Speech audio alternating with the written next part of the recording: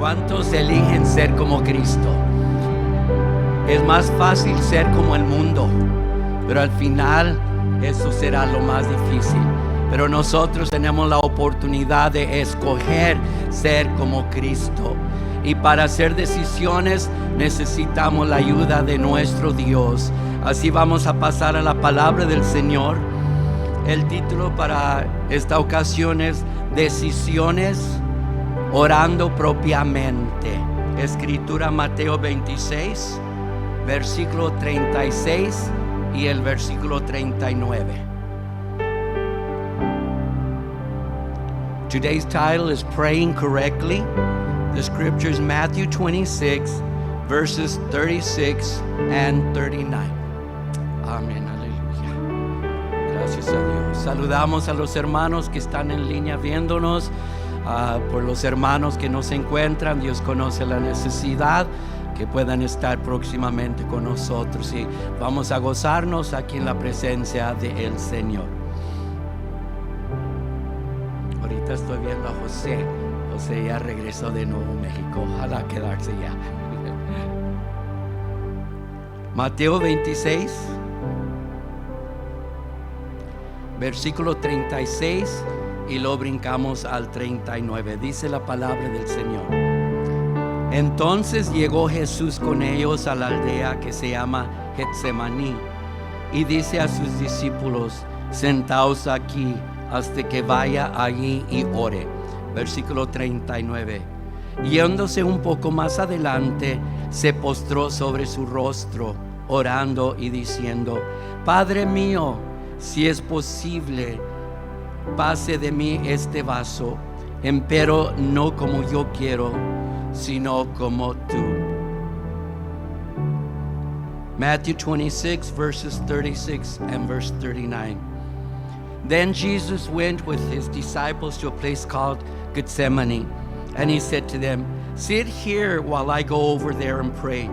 Going a little further, he fell with his face to the ground and prayed, My Father, if it is possible, may this cup be taken from me, yet not as I will, but as you will. Oremos. Padre, primeramente, solamente rápidamente menciono ayer a los que ayudaron en la escuelita de verano. Pudimos tener un tiempo, pues como 6 horas juntos, ¿verdad?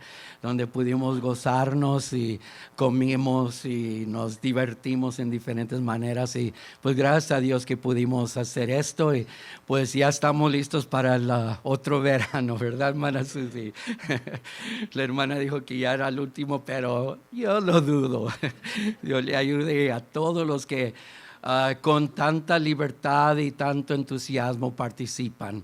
Después del servicio vamos a tener una corta reunión, y pues dando oportunidad para que todos podamos participar en el trabajo de la obra. ¿Cuántos aman la obra de Dios? Amén. ¿Y cuántos aman su iglesia? Amén. Cada uno debemos de amar nuestro lugar donde adoramos al Señor. Debemos tener libertad ahí para glorificar su nombre, la libertad en Cristo Jesús. Y esperamos que Dios nos ayude para poder seguir adelante. Vamos a tener un poquito de repaso del sermón pasada, ya que algunos no estuvieron, ¿verdad? Y un repaso cortito. Dijimos o hablamos de qué nos motiva a servir a Jesús. En otras palabras, podemos preguntar, ¿cómo queremos servir al Señor? ¿Queremos servirle de lejos, ocasionalmente viniendo a la casa de Dios?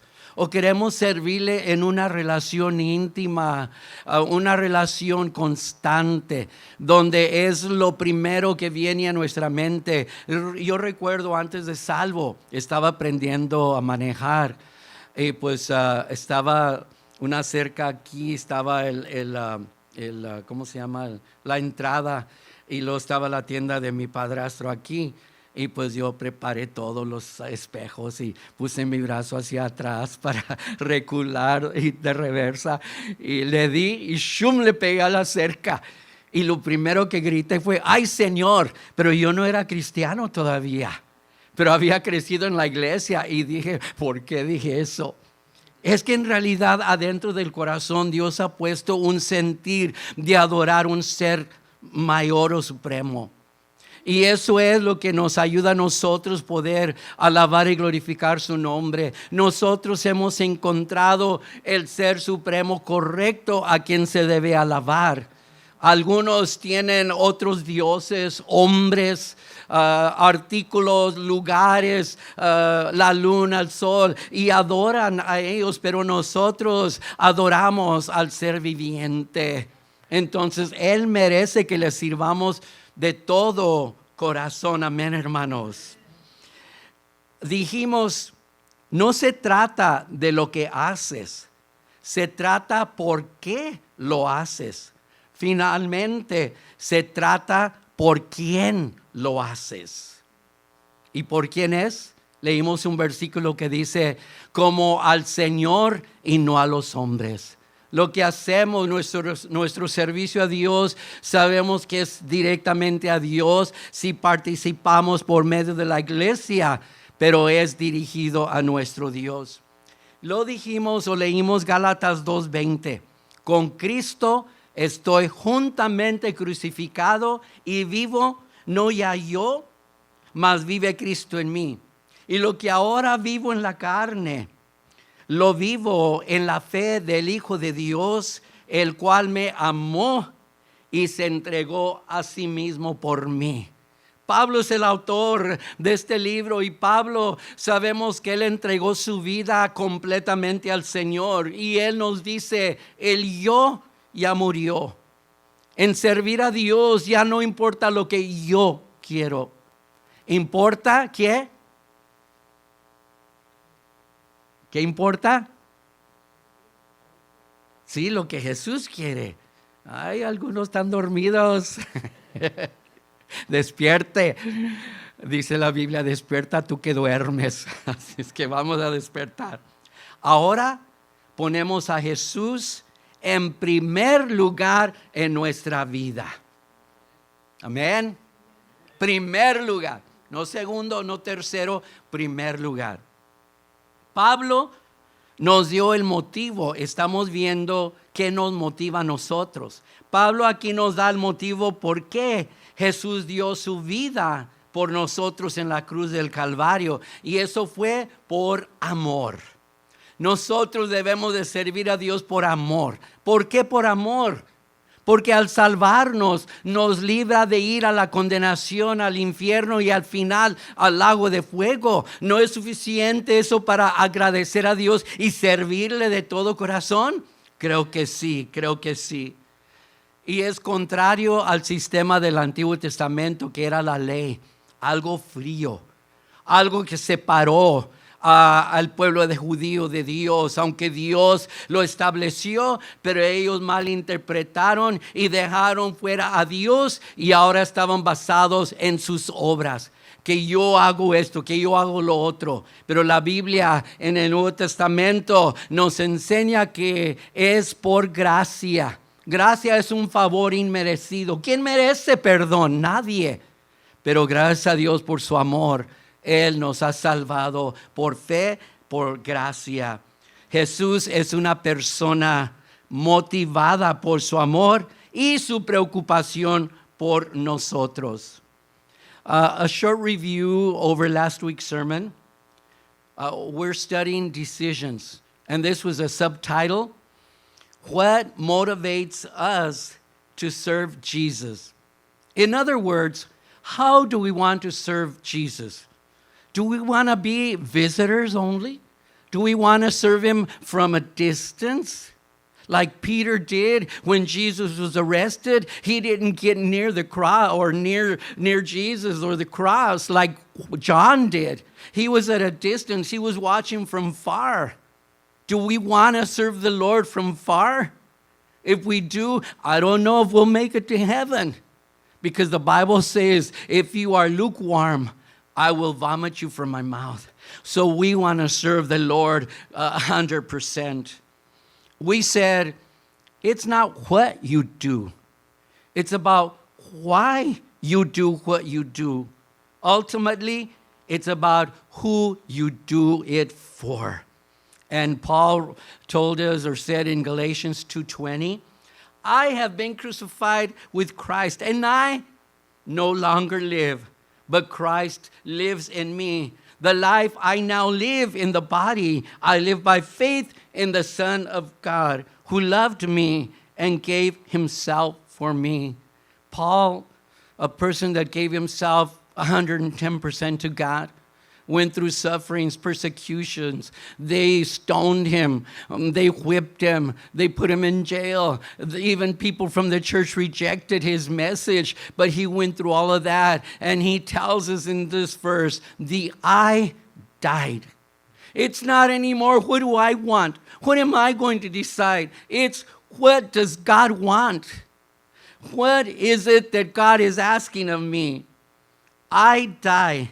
And now we put Jesus in first place in our lives. Paul tells us the motivation for Jesus. We're talking about what motivates us to serve God. Jesus, his motive was love. Love for each one of us. God the Father showed love in sending his son Jesus. Jesus accepted the mission by giving his life on the cross.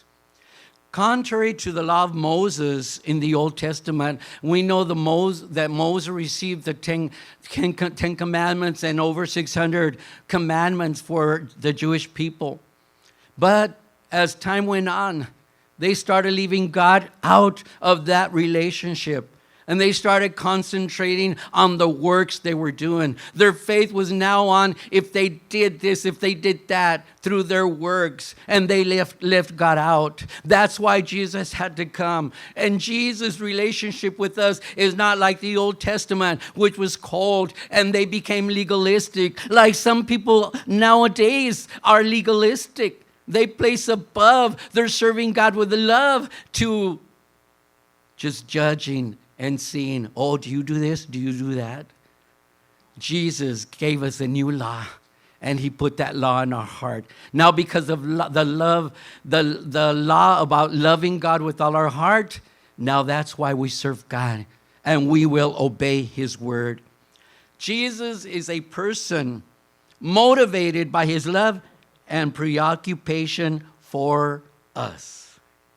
Ahora, esta semana vamos a hablar de cómo debemos de orar. Primeramente, explicando, oración es una plática con Dios. No tiene que seguir una fórmula. Aunque el Señor Jesús, porque sus discípulos le dijeron, enséñanos a orar, así como Juan el Bautista enseñó a sus discípulos. Y el Señor Jesús les enseñó el Padre Nuestro, no para recitarlo y repetirlo, sino como una muestra de cómo debemos de orar a Dios. Dirigimos la oración a Dios en el nombre de Jesús. Empezamos con agradeciendo a Dios por lo que ha hecho en nuestras vidas. Lo pasamos al motivo de esa oración, si es adoración a Dios, alabanza, o si es orar por una necesidad, una petición, y lo concluimos con gratitud a Dios porque sabemos que nos ha escuchado. Pero algo sumamente que sí es importante es lo que vamos a ver cuando el Señor Jesús le enseña a sus discípulos a orar. Jesús, quien junto con el Padre y el Espíritu Santo, porque creemos en la Trinidad, Dios Padre, Hijo y Espíritu Santo, creemos que el Espíritu Santo es una persona, no es una cosa. El Espíritu Santo, dice la Biblia, que se puede sentir triste por ver cómo servimos o no servimos a Dios. Es el consolador, es el que nos guía a la palabra del Señor, es el que nos hace reconocer que somos pecadores y que necesitamos a Cristo. Creemos en esa Trinidad, creemos en un Dios manifestado en tres personas. Algunos dicen, ustedes creen en tres dioses. Oh, no, no es así. Creemos en un solo Dios, pero se manifiesta en tres personas. Algunos y nosotros muchas veces no podemos comprender la totalidad de esa doctrina. Pero yo lo veo en esta forma. Yo soy Seferino Vázquez, para aquellos que no saben y que nunca me ha gustado mi nombre. Pero ahora sí. Bueno, y luego mi esposa y yo, ya somos 2 de esa familia Vázquez. Tuvimos 3 hijos varones, 2 de los cuales están presentes y el otro está allá en Fort Worth. So ya esa familia se compone de 5 personas. Pero ¿cuántas familias son? Ya después se casan y ya cambia todo. Pero esa familia se compone de 5 personas. El padre, la madre y los 3 hijos. Es una familia. Así Dios es un Dios, pero manifestada en 3 personas: Padre, Hijo y Espíritu Santo. Y eso es muy importante, porque el que no cree que Jesús es el Hijo de Dios, como algunos creen que fue criado, los tales no están predicando la palabra de Dios. Dice la Biblia, sea anatema, o sea, es religión de demonios, porque no aceptan a Cristo como el Hijo de Dios, y por lo tanto dice que no entrarán. Aquellos que niegan que Jesús es Dios no entrarán al reino de los cielos. Es muy importante aquello. Jesús, junto con el Padre y el Hijo, estuvo ahí presente cuando Dios Padre dijo sea la luz, y cuando creó el universo, ahí estuvo Jesús presente, trabajando. El que estaba eminente en aquella participación era el Padre, pero el Hijo y el Espíritu Santo compartían aquel trabajo. Y Jesús estuvo dispuesto a dejar su trono en gloria para venir a esta tierra, para obedecer a su Padre, para complacer a su Padre, para agradar a su Padre y obedecer lo que Él estaba pidiendo. Vemos que a través de su vida terrenal aquí en la tierra, que vivió hasta los 33 años y medio. A los 30 empezó a predicar, y por 3 años y medio preparó a sus discípulos, claro, predicando, enseñando y sanando. Pero Jesús estuvo dispuesto a venir y obedecer a su Padre, complaciéndolo, y así para que la redención de la humanidad pudiera tener una manera. Jesús nos puso el ejemplo. Vamos a hablar ligeramente de lo que estaba sucediendo en estos versículos. Jesús estaba con sus discípulos y estaban comiendo, gracias a Dios. Y esa comida se llamaba la Pascua, que la celebraban los judíos cada año, desde el tiempo que salieron de la esclavitud de Egipto, que estuvieron en Egipto 430 años de esclavos. Luego Dios mandó a Moisés que los libertara, y el siguiente año, celebraron ahí la Pascua. Mataron un animal, pusieron su sangre arriba de las puertas de donde ellos vivían, porque el ángel de la muerte iba a venir y matar el primer nacido de cada familia, porque Faraón no quería soltar a su pueblo de Israel. Vemos que cuando vino el ángel de la muerte y veía la sangre, saltaba, pasaba encima de aquel lugar, no entraba. Y cada año después estuvieron celebrando esa Pascua.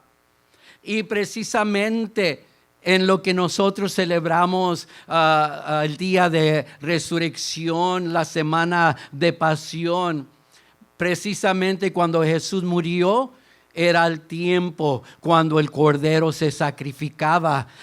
El sacrificio es el momento que Jesús murió. Estaban celebrando, comiendo, y vemos que estaban los 12 discípulos. ¿No han oído cómo algún pintor dibujó ese cuadro, pero puso ahí un adicional? O que también de Juan le puso una cara femenina.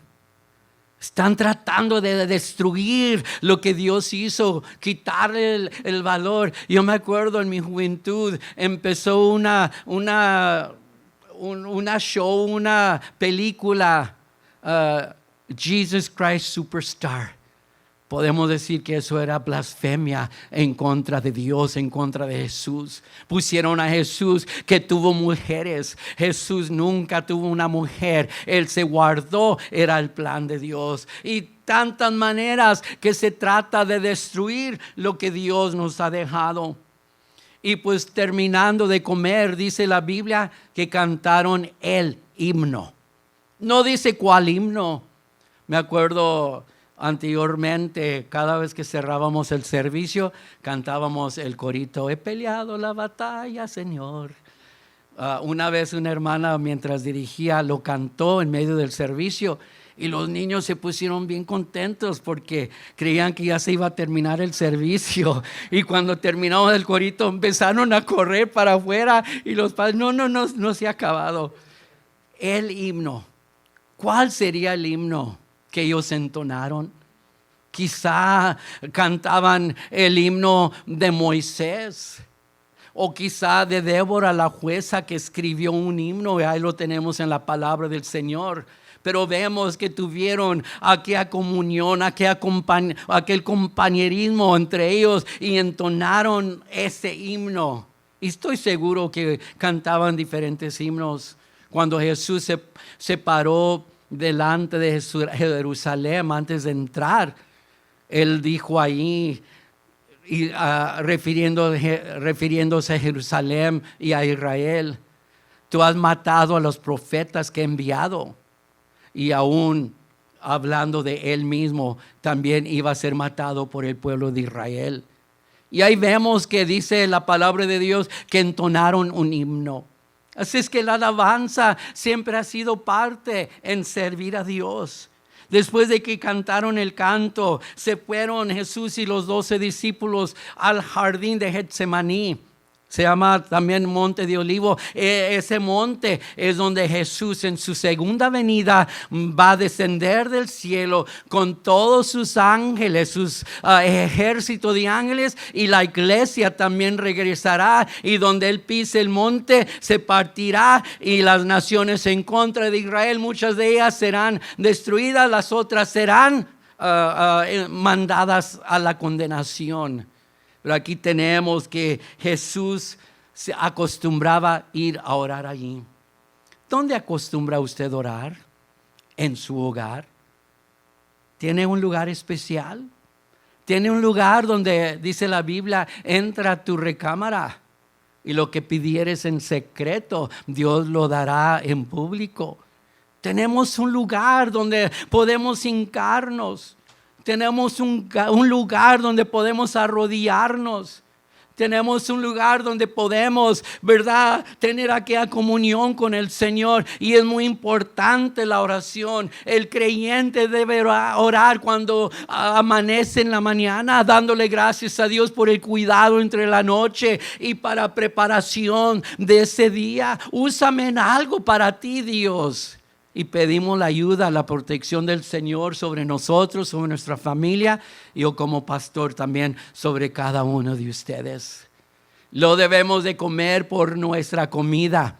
Pero usted va manejando, no cierre los ojos, porque está manejando. Cuando salíamos de camino y mi esposa empezaba a repartir los burritos o tacos, como les llamamos en el valle, de papas con huevo, jamón o bacon, y empezamos, y yo nomás decía: Jesús lloró. Esa era mi oración, porque no podía cerrar mis ojos.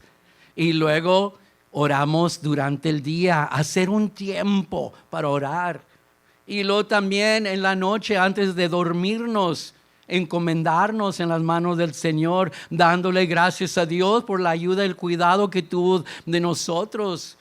Así es que hay muchas ocasiones que nosotros podemos orar en el día y aún sin cerrar los ojos. Usted puede, ¿verdad?, ahí en su mente, su corazón, tener comunicación con el Señor. Por eso dice la Biblia: orar sin cesar. No podemos estar de rodillas, pero sí podemos tener la actitud de oración. Dice que Jesús iba allí. Este lugar, Getsemaní, significa un lugar una ocasión de gran sufrimiento mental o espiritual. Algunos también mencionan que ahí eran árboles de olivas y eso representa cómo se tiene o produce el aceite, ¿verdad? De aquellas aceitunas. El familiar del hermano Oscar me envió no sé cómo se llama, pero una bota, pero no como estas.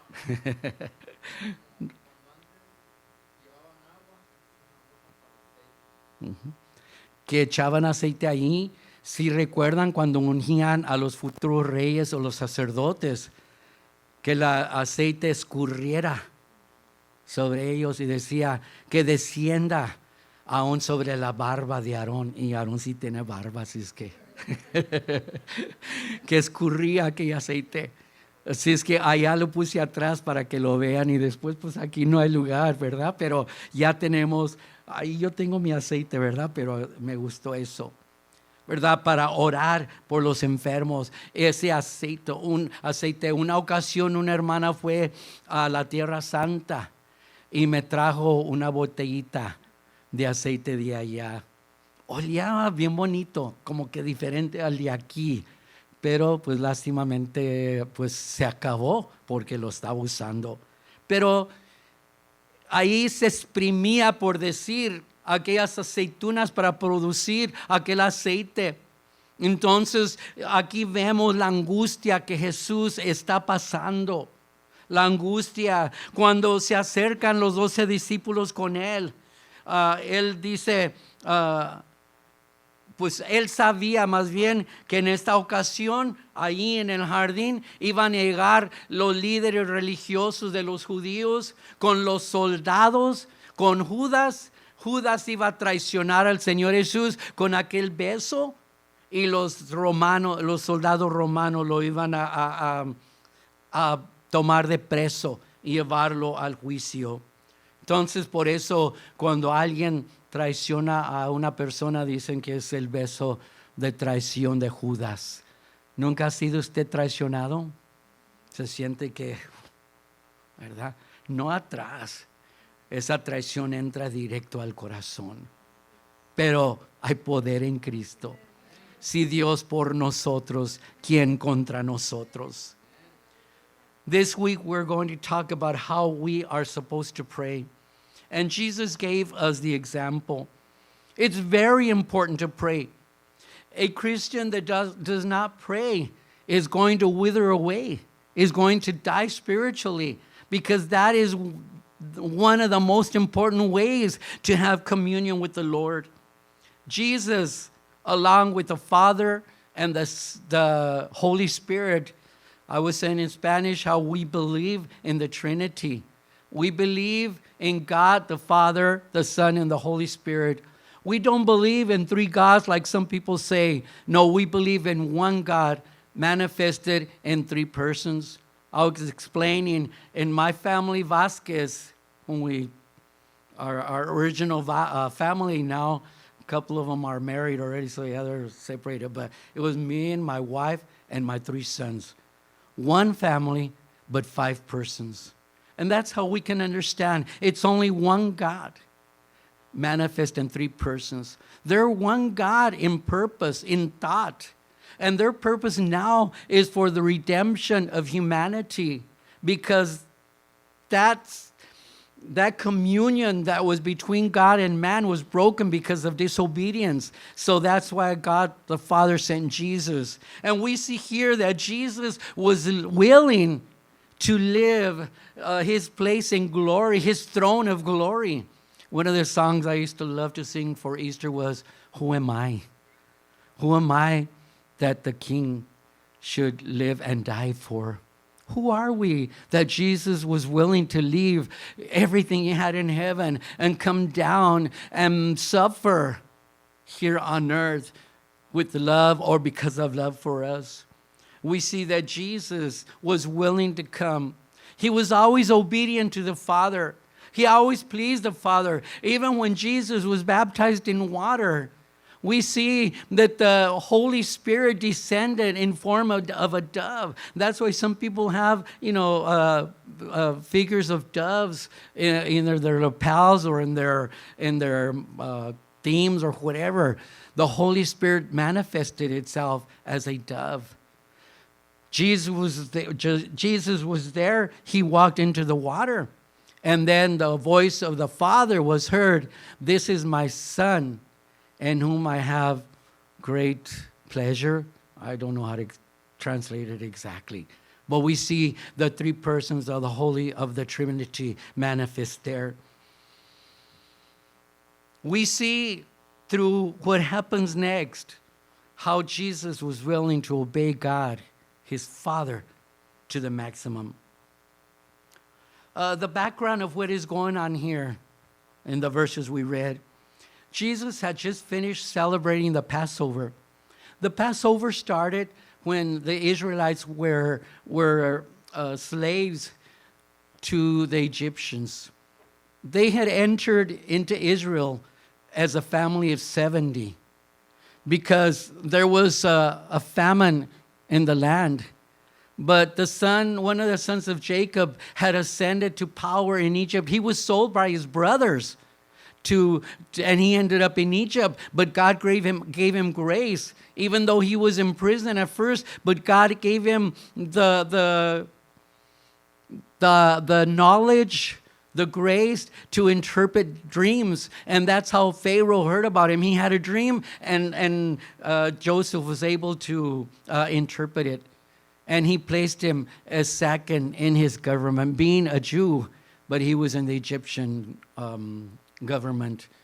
430 passed by. By then, the Israelites had multiplied. When they left Egypt, men were 600,000. That's more than 500,000. Apart from the women, apart from the children. It was a great people. And that's why they had them as slaves, because they were scared they would overthrow the government. But God had a plan for them, and he sent Moses to tell Pharaoh to free his people so they could go and worship him and serve him. Pharaoh did not want to. So God sent 10 plagues. And the 10th plague was that every firstborn in every family was going to die, even of the animals. So God told Moses, tell Israel to sacrifice an animal, to eat it that night, but before place the blood of that animal over the door frame.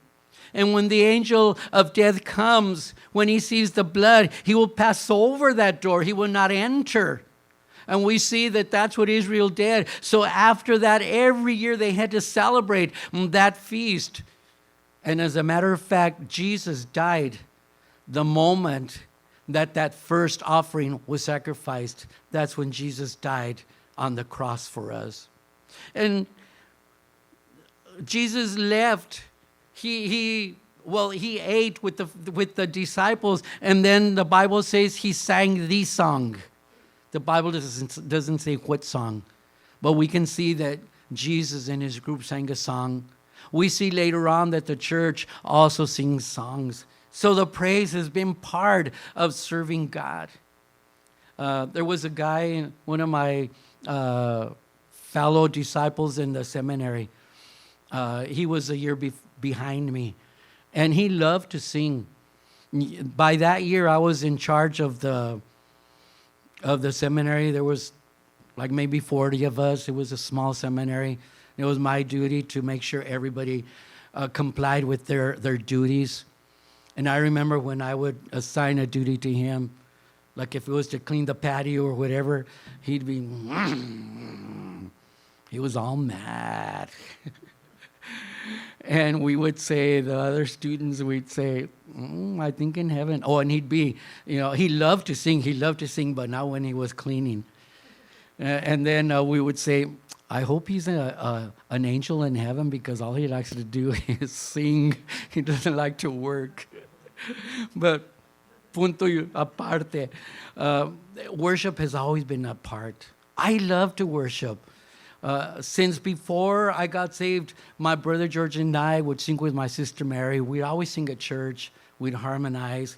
Then we'd sing in the district. We got to sing at conventions. Then afterwards, I went to seminary. My brother didn't go till 3 years later. But during seminary time, I always was with the group singing. I was in the choir of the seminary. And every year, like some people would leave. You were there only just 3 years. I always had, somebody to invite me to sing with them. I've always just loved to sing. And I remember the first church I had, after church, the hermanas would tell me, hermano, you make us sing so much, we get hungry. So that's why we have food after church. But, praising the Lord is so glorious. Even before I was saved, I liked the music. I've told you, that my mom wouldn't let us hear music, worldly music in the house, but I had my earphones, those big old things, and that's why now I suffer with my hearing. But I had full blast, Santana, Jackson 5, Hendrix, and I don't know who else, the 50 mentioned, but those were my people. And I said last week that there was a song I used to love. Sammy Davis Jr. would sing it, and the song was, I Did It My Way. And I explained how that song said that according to him, he had lived a full life, but he did it his way. And now, or later after I was saved, I realized that song, the artist was actually wrong in what he was defining as life. Having a full life is actually serving God. The Bible says you will have life and life in abundance. That is what is life. So we can't do it our way. We have to do it God's way. We have to do it like that song says, the Jesus way. So they went to the Garden of Gethsemane. It was a Mount of Olives, and I mentioned that same Mount of Olives, after the rapture and after the tribulation, when Jesus comes to earth again, where every eye shall see him, he will descend with his armies of angels, and the church will also come with him, because he is coming to put end to the war of, how do you say it, Apocalypse? The Battle of Armageddon, okay?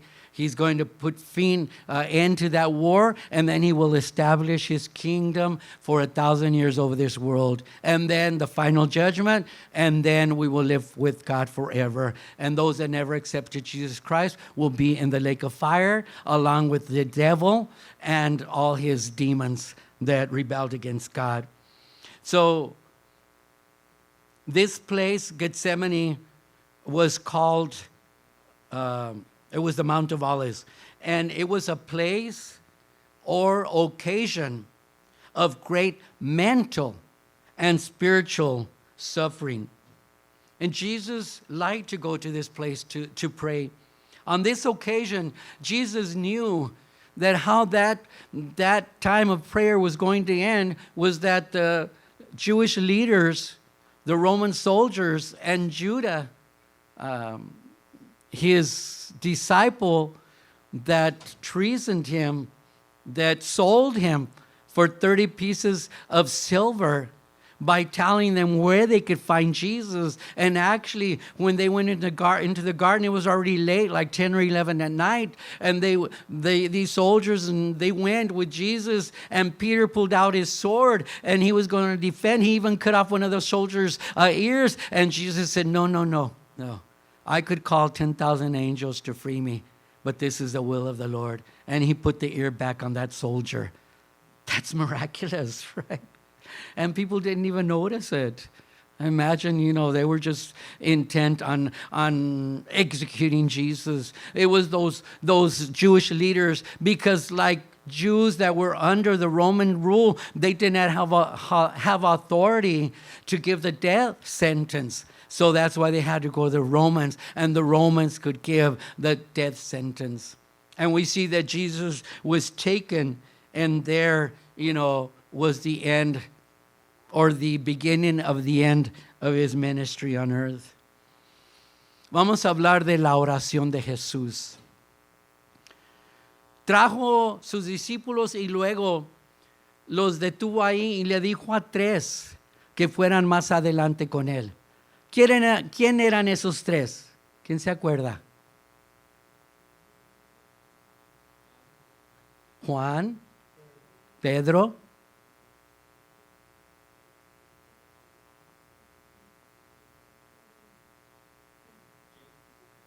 James. Muy bien. Pedro, Jacobo, James y Juan. Estos tres eran del círculo íntimo de Jesús. Ellos tuvieron unas experiencias que los demás discípulos no tuvieron. Ellos eran los tres que tenían más tiempo con el Señor Jesús. La Biblia no dice por qué escogió a estos tres. Quizá Juan, porque fue el que estuvo vivo más largo y era el encargado de la iglesia apostólica que se estableció en el día de Pentecostés. Quizá por eso Juan también era primo de Jesús y era el más joven y era llamado el amado. La Biblia dice el discípulo al cual amaba el Señor Jesús. Yo no sé si era su favorito, porque yo no creo en tener favoritos, pero tuvo ese privilegio. Pedro era muy atrevido, siempre rápido para responder. Se necesitan Pedros también en la iglesia, porque a veces el pastor dice, pregunta algo y nadie dice nada. Y luego por fin un Pedro responde y ya se salva todo. Si es que como haya sido, estos tres amigos íntimos o discípulos del Señor Jesús, les dijo que caminaran con Él. Y fue más adelante. Y luego se detuvo. Y nos dice que Jesús le dijo a estos tres discípulos, dice que empezó a Jesús a entristecerse y angustiarse en gran manera. Dice la Biblia que el sudor de Jesús era como grandes gotas de sangre. Jesús le dijo a estos tres que su alma estaba muy triste hasta la muerte. Y luego les dijo que esperaran ahí, y Él pasó más adelante para orar a solas. Qué bonito es poder orar a solas, como decía la oración, porque no estamos solos, porque estamos en la presencia del Señor. Recuerdo esta ilustración de una persona, un hombre, decía que cuando él actualmente entendió lo que era la fe, es un día cuando entró a un edificio donde estaba su padre solo, y ahí lo encontró orando a solas. Y para él como que se prendió un foco. Está orando, no hay nadie, pero está hablando con Dios. Y es donde él entendió lo que es la fe. El Señor Jesús nos dio el ejemplo de orar. La Biblia dice que luego Jesús se postró sobre su rostro y orando dijo: Padre mío, si es posible, pase de mí este vaso, etc. Sobre su rostro, yo buscaba qué significaba esto. En otras palabras, cayó de rodillas y luego se dobla, extiende sus brazos hasta que su frente está tocando el piso. Hoy en día nosotros vemos que los musulmanos, ¿verdad? Es como ellos oran. Pero esta postura se usó mucho en el Antiguo Testamento, y aún vemos que aquí el Señor Jesús también oró en esa posición. Y dicen los comentaristas que es la posición más humilde y de sumisión, y se toma para hacer una súplica de gran urgencia. Hermanos, arrodillarnos, nos ponemos a la voluntad de Dios. Cuando levantamos las manos en adoración, yo en mi mente tengo este cuadro. Es como decimos al Señor: aquí estoy. Como cuando uno era un niño que jugaba los buenos y los malos, y todos traían pistolas, y llega uno y le pone la pistola en la espalda de otro, un enemigo, y le dice: levanta tus manos, ríndete a mí. Y así cuando levantamos las manos le decimos al Señor, Señor, aquí estoy, lo que tú quieras de mí. Muchos no tienen esa libertad, pero es triste que no tengan aquella libertad, porque el Señor Jesús sufrió penas, vergüenza por nosotros, que no podamos nosotros humillarnos delante de Él. No podemos pasar aquí al altar y derramar nuestro corazón. No. Saben, me acuerdo una ilustración en aquellos años cuando éramos pentecostés de verdad. La gente saltaba y caía tumbada por el Señor. No los tumbaba alguien, no, el Señor los tumbaba. Yo me acuerdo haber visto un anciano que por primera vez fue a la iglesia. Estaba dando campaña allá en Sanger, California. Un discípulo mío que habían sacado del seminario para que pastoreara allá, había estado trabajando con él, invitándolo a la iglesia, y era un viernes y fuimos por él, lo trajimos a la iglesia, y después del sermón que me tocaba orar a mí o predicar, ese viejito anciano apenas podía caminar así más o menos de mi estilo, se llegó al altar y estábamos orando y unos cantando. Manos, de repente ese anciano cae para atrás, pero como que alguien lo levantó y lo acostó. Era el Espíritu de Dios o un ángel. Y ahí esa noche, primera vez en una iglesia, aceptó a Cristo como su Salvador personal. Se rindió al Señor. Aquí vemos que el Señor Jesús se sometió a la voluntad de su Padre. Sí, sufrió todo aquellos momentos de suma angustia, de estrés, ¿verdad? Como que esa es palabra de hoy en día nueva, pero siempre ha existido ese estrés, nomás que tal vez se llamaban otro nombre, no sé, pero siempre ha habido aquel sentir de aquello casi doblándonos en nuestra posición o nuestro corazón. ¿Qué podía causar que Jesús estuviera en esta angustia, en este sufrimiento? ¿Qué es lo que lo tenía así? Vamos a hablar enseguida. The prayer Jesus made.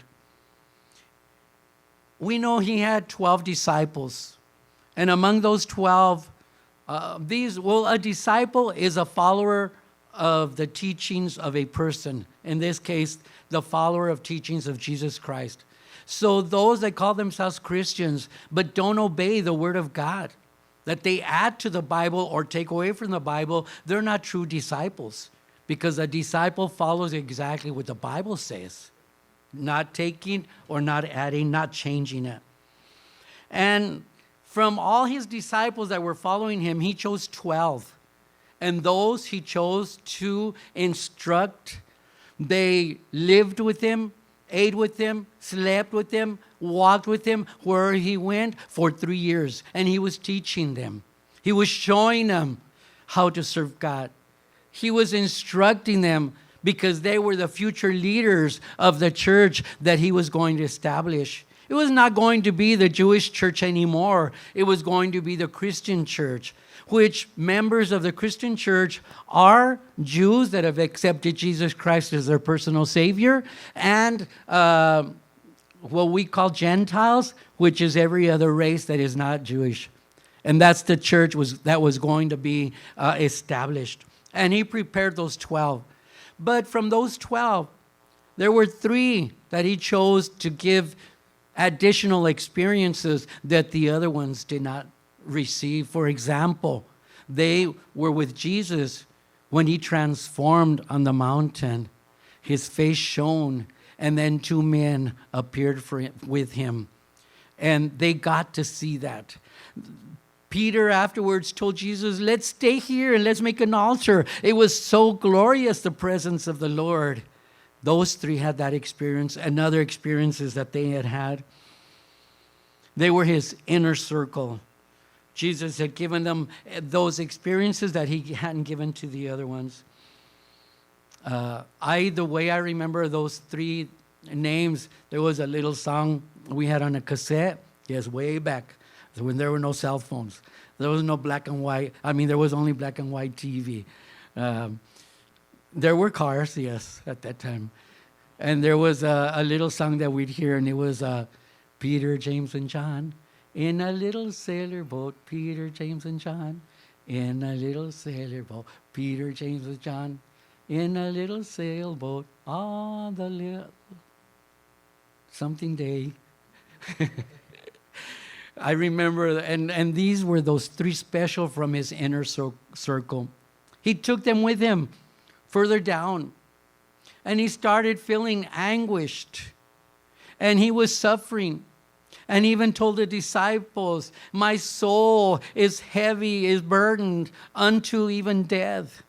And then he told them, stay here, and I'm going to go further up and pray. And we see Jesus went further up, and the Bible says that first of all, his sweat was like great drops of blood falling to the ground because so much anguish he was in.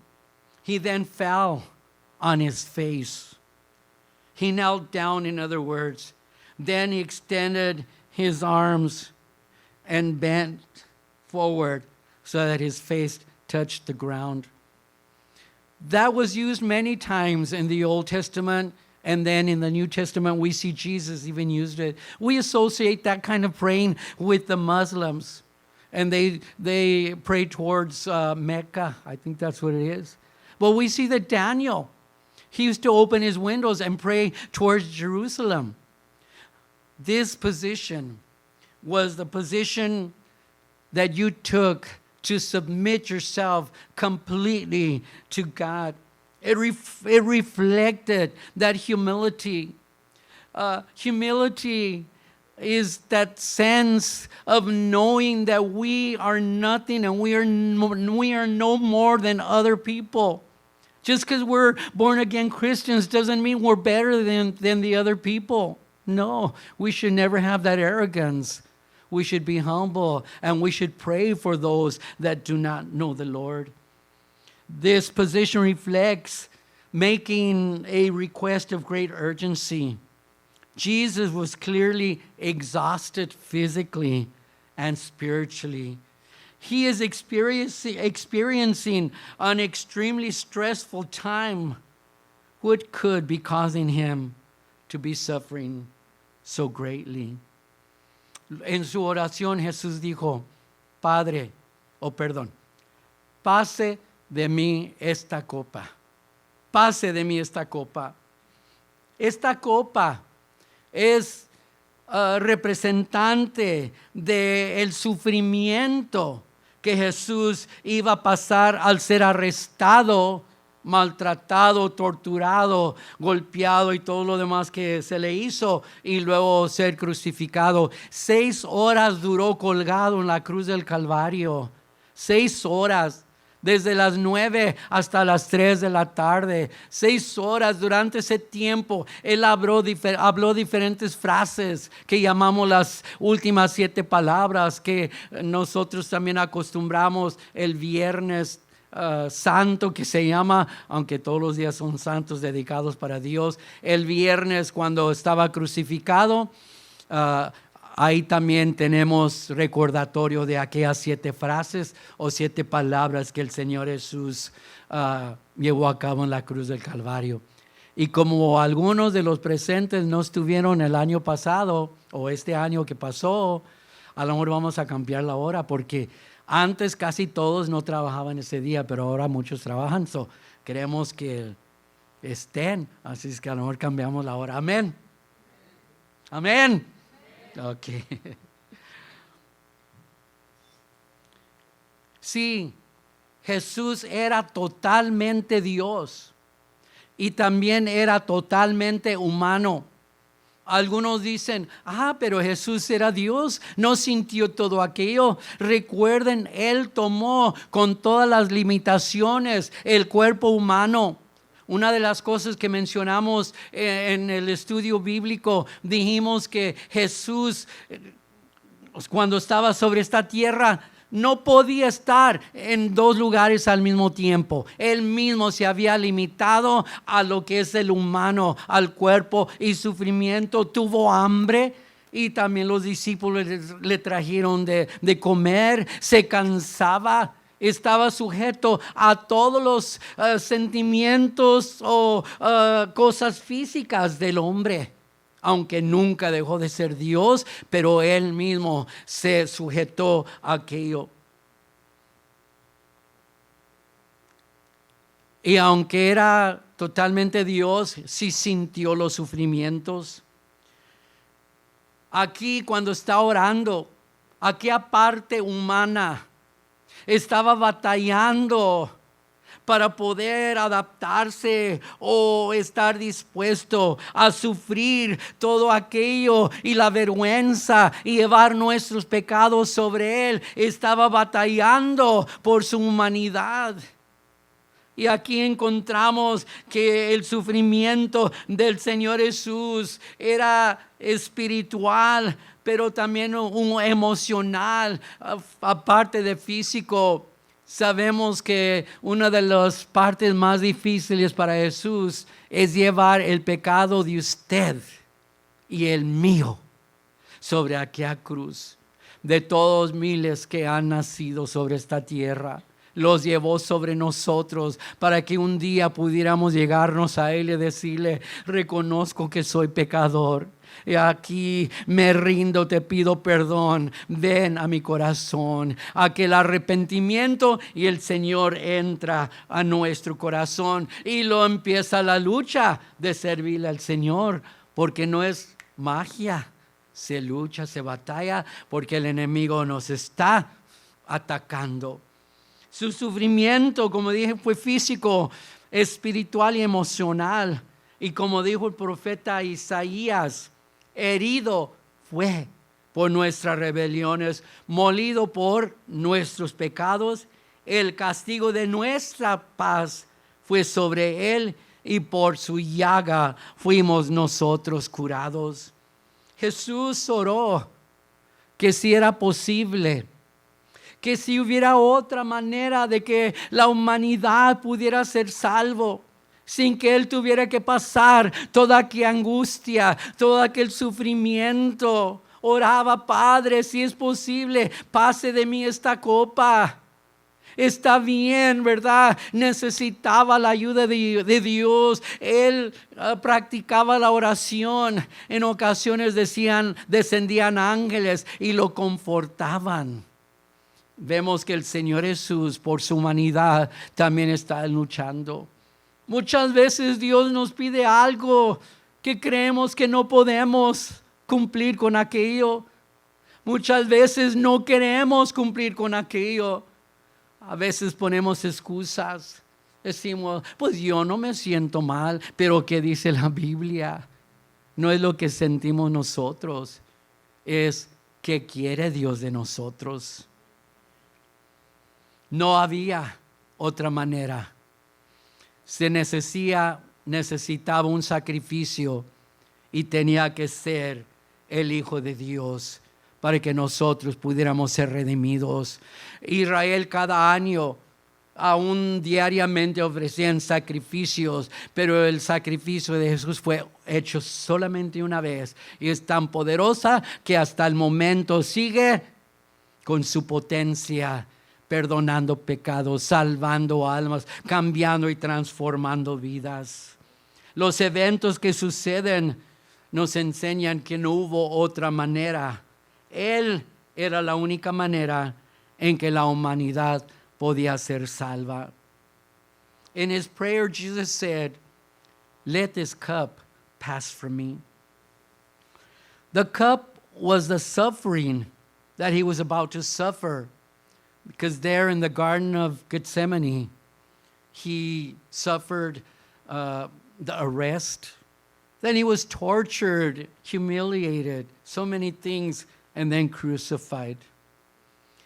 These words that Jesus pronounces, they're actually showing us the mindset of Jesus at this moment. His humility. What is humility?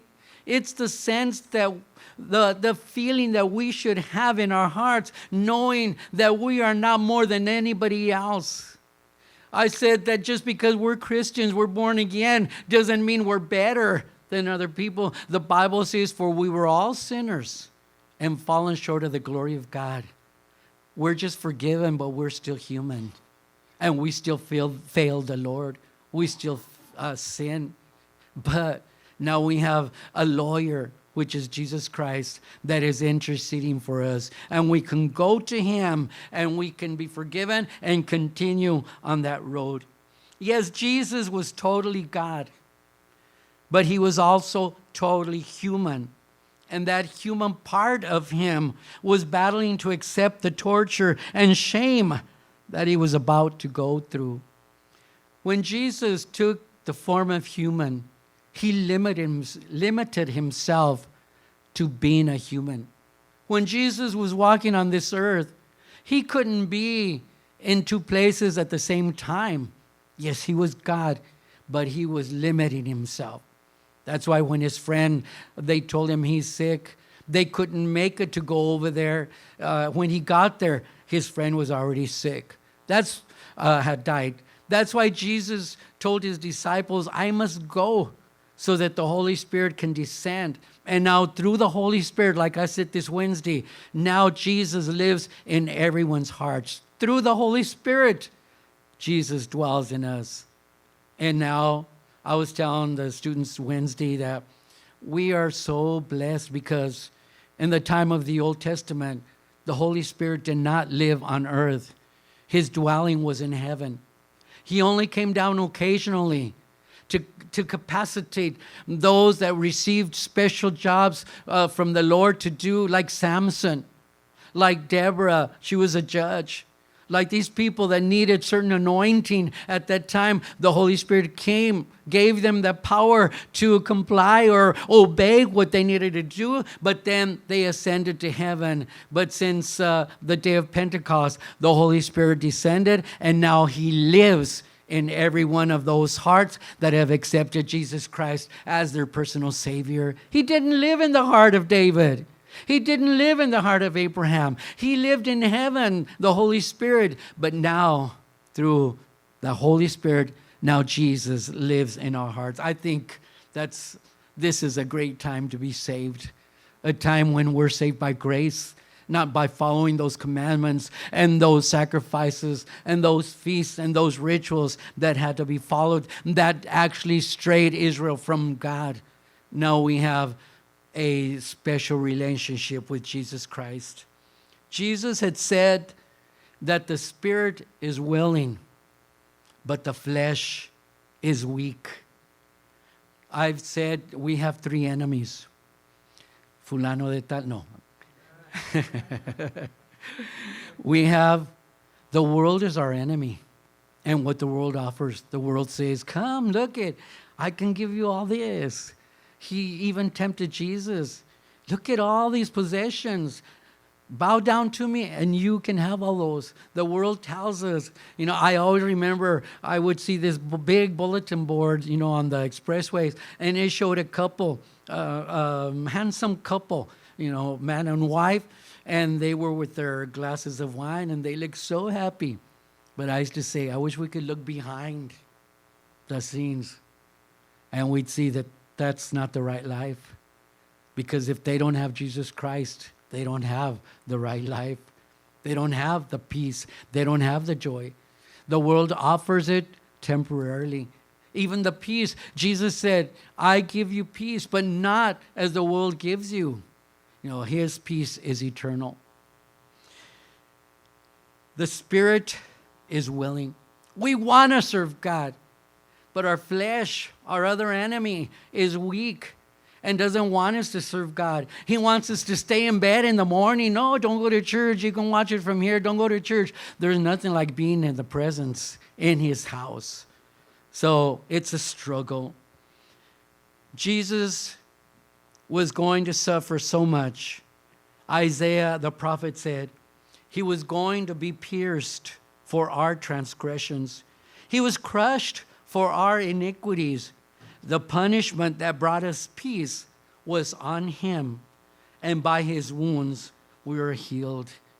Jesus was praying, if it's possible that there's another way for humanity to be saved, Lord, do it, so that I don't have to go through all that suffering.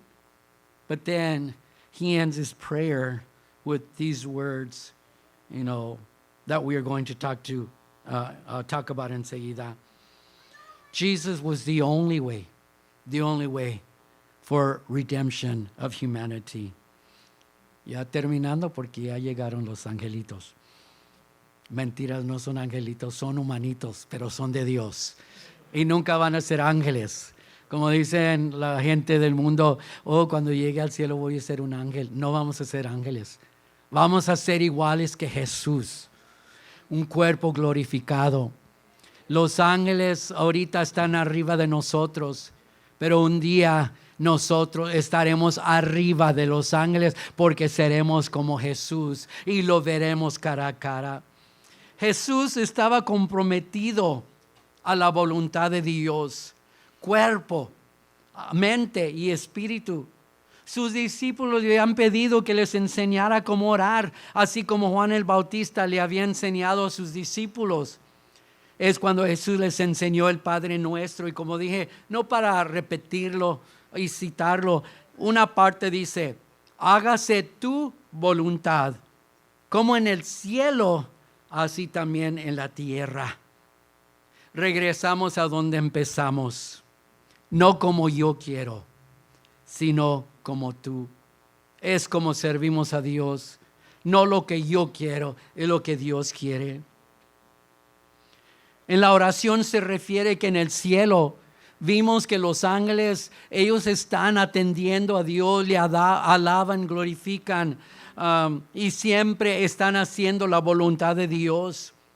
Y miren cómo ellos se disponen a servir a Dios. Dice que lo hacen inmediatamente lo que Dios ordena. Y muchas veces Dios nos dice algo por su palabra, por un mensaje, y ahí estamos, tantas cosas que salen. Los ángeles así, inmediatamente obedecen la voluntad de Dios, sin demora alguna. Y luego dice, con profundo regocijo y adoración. Ay Dios, yo no quiero así, pero ya que me dijiste, pues lo voy a hacer, pero a fuerza. ¿Cuántos de nosotros de jóvenes estábamos en la iglesia a fuerza? Mi mamá no nos dejaba perder el servicio. Le decían, ay mom, tengo un dolor de estómago. Le decía, bueno, en la iglesia oran por ti. No nos dejaba. Hermanos, así los ángeles obedecen a Dios. Así nosotros debemos de obedecer a Dios. Cuando Dios puso en mi corazón y sentí el llamamiento de predicar, yo acepté luego, pero me tomé un año para confirmar aquello y orar antes de ya aplicar por credenciales para predicar.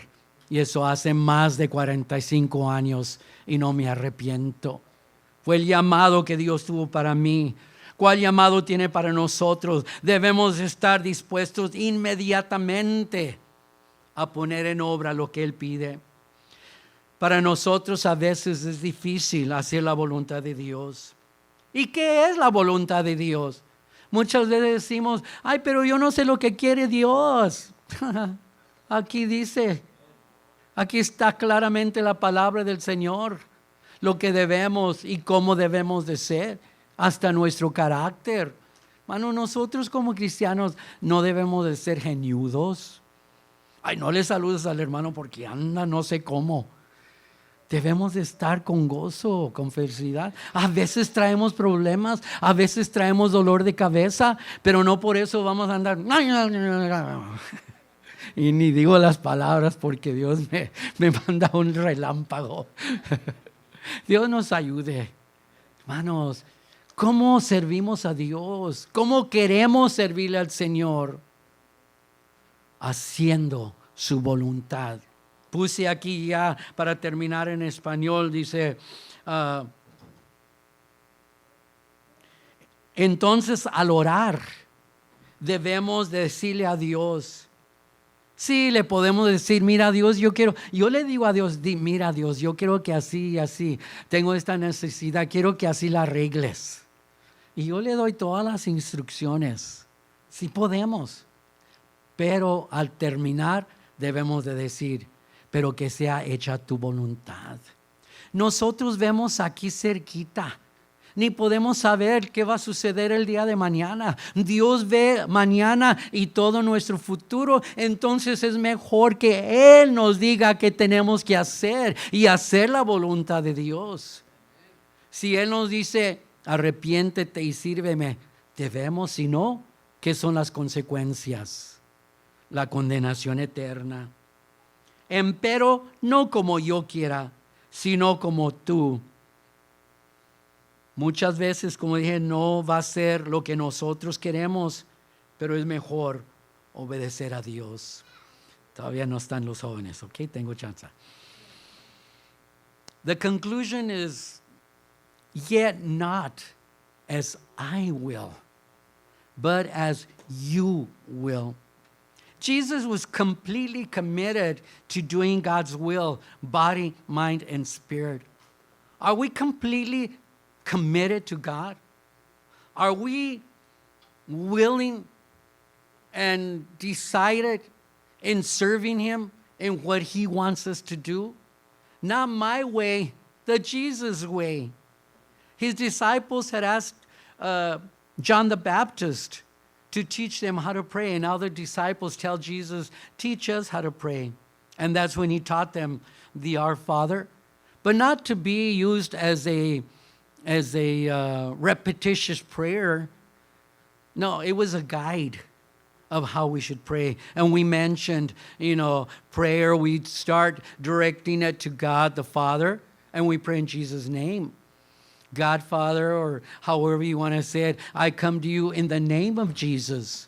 And then we glorify Him because of His great power. We acknowledge what He can do for us. We thank Him for what He's done for us. And then we pass to the reason of that prayer. If it's just to worship God, to praise His name, or if we have a need, then we present it. And then we conclude that prayer by thanking Him. By faith, we're receiving that we ask in His name. But we ask, let His will be done. What does He want for us? And that's why in the Our Father it says, thy will be done on earth as it is in heaven. We go back to where we started. Not what I want, but what you want. The angels in heaven are serving God. They are immediately responding to whatever He asks them to do. Yes, they're worshiping and praising His name, but many times they have jobs to do here on earth. Their job is to minister to us, to take care of us. And they do it with joy. They do it with gladness. That should be how we serve the Lord, with joy and gladness. He does not want us to serve Him forcefully. He wants our will. So, yes, we can pray to God and tell Him what we want, what we need. That's okay.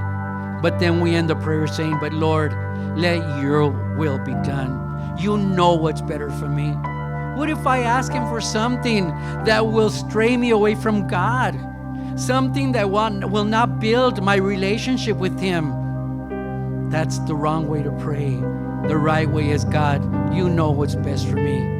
I want to do your will. It's hard, many times it's difficult, but remember, we have who we can go to. And here in church, we can even approach Him. We can have an interview with the Lord right here at His altar.